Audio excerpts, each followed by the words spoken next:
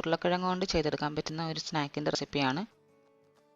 ഇതിന് നമുക്ക് ആദ്യം വേണ്ടത് പുഴുങ്ങിയ ഉരുളക്കിഴങ്ങാണ്. ഞാനിപ്പോൾ ഈ വലുപ്പത്തിലുള്ള 2 ഉരുളക്കിഴങ്ങാണ് ഈ റെസിപ്പിക്കായിട്ട് എടുക്കുന്നത്.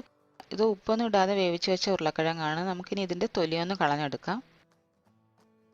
ഇപ്പോൾ ഈ എടുത്തു വെച്ച 2 ഉരുളക്കിഴങ്ങിൻ്റെയും തൊലി കളഞ്ഞിട്ടുണ്ട്. ഇനി നമുക്കിതൊന്ന് ഉടച്ചെടുക്കണം. ഇപ്പോൾ ഒരു 1/4 സ്പൂൺ മഞ്ഞൾപ്പൊടി ചേർത്ത് കൊടുക്കുന്നുണ്ട്. പിന്നെ വേണ്ടത് ചതച്ച കുരുമുളകാണ്. അത് ഒരു നുള്ള് ചേർത്ത് കൊടുക്കുന്നുണ്ട്. പിന്നെ ഒരു നുള്ള് കായം ചേർത്ത് കൊടുക്കാം. ശേഷം നമുക്ക് ആവശ്യത്തിനുള്ള ഉപ്പിട്ട് കൊടുക്കാം.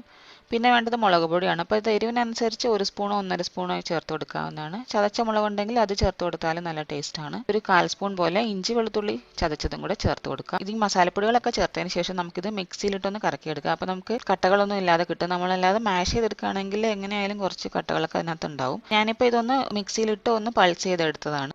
ഇനി നമുക്ക് വേണ്ടത് കോൺഫ്ലോർ ആണ്. അപ്പോൾ നമ്മൾ എടുക്കുന്ന ഉരുളക്കിഴങ്ങിൻ്റെ സൈസ് അനുസരിച്ച് കോൺഫ്ലോറിൻ്റെ അളവിന് വ്യത്യാസം വരാം. ഞാനിന്നിപ്പോൾ ഒരു 3 ടേബിൾ സ്പൂൺ കോൺഫ്ലോർ ആണ് ചേർത്ത് കൊടുക്കുന്നത്. ഇത് ചേർത്ത് നമുക്ക് നന്നായിട്ട് ഇതൊന്ന് മിക്സ് ചെയ്ത് യോജിപ്പിച്ചെടുക്കാം.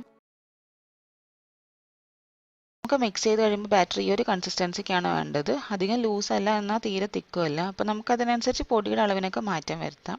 കുറച്ച് കുരുമുളകും അതുപോലെ തന്നെ മല്ലിയിലയും കറിവേപ്പിലയും കൂടെ ചെറുതായിട്ട് അരിഞ്ഞതാണ്. ഇതൊന്ന് ചേർത്ത് കൊടുക്കാം. ഇനി നമുക്കിതൊന്ന് നന്നായിട്ട് മിക്സ് ചെയ്ത് കൊടുക്കാം.